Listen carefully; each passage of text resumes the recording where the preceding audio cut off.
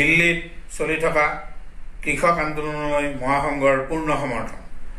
কৃষকৰ উৎপাদিত শস্যৰ ন্যূনতম সহায়ক মূল্যৰ আইনী নিশ্চয়তা প্ৰদান, সমস্ত কৃষি ঋণ ৰেহাই, 2020-21 চনত প্ৰতিবাদী কৃষকৰ বিৰুদ্ধে ৰুজু কৰা গোচৰসমূহ বাতিল কৰা, বিদ্যুৎ আইন 2020 বাতিল কৰা, লক্ষীপুৰৰ খেৰীত নিহত কৃষক পৰিয়ালসমূহক উপযুক্ত ক্ষতিপূৰণ দিয়া ইত্যাদি বিভিন্ন দাবীৰ ভিত্তিত দিল্লী চলো এই কৃষকৰ প্ৰতিবাদী আন্দোলন আৰম্ভ হৈছে আৰু বৰ্তমানলৈকে চলি আছে।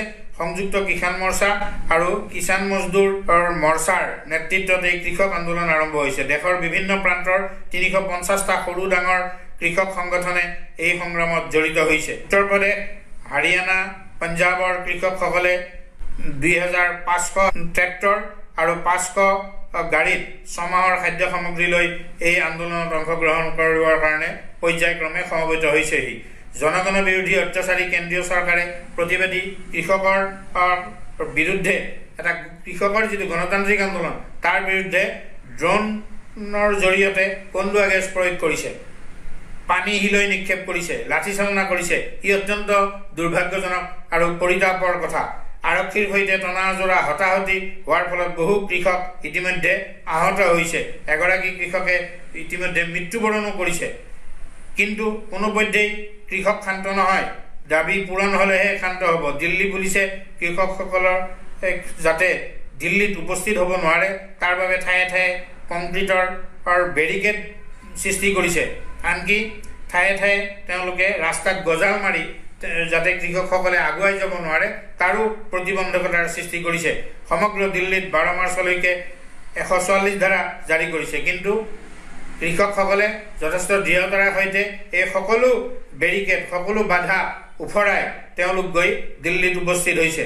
দিল্লীত এই বিভিন্ন ঠাইত প্ৰতিবাদী কৃষকক বন্দী কৰিবৰ কাৰণে কেইবাটাও অস্থায়ী কাৰাগাৰ পৰ্যন্ত চৰকাৰে নিৰ্মাণ কৰিছে। কিন্তু কঠোৰ আৰু দৃঢ় কৃষকসকলে সকলো বাধা উফৰাই দিল্লীত উপস্থিত হৈছে আৰু দিল্লী অভিমুখে আহি আছে। চৰকাৰে বিভিন্ন পৰ্যায়ত আলোচনা কৰিছে যদিও এতিয়ালৈকে এইত কোনো ধৰণৰ মীমাংসাত উপনীত হ'ব পৰা নাই।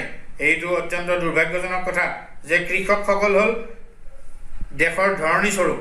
কৃষকসকলে খাদ্য উৎপাদন কৰে কাৰণেই জনগণে সেই খাদ্য ভক্ষণ কৰি জীয়াই থাকে। গতিকে কৃষক অবিহনে এখন দেশ কেতিয়াও চলিব নোৱাৰে। গতিকে কৃষকসকল অত্যন্ত গুৰুত্বপূৰ্ণ অংগ এখন সমাজৰ।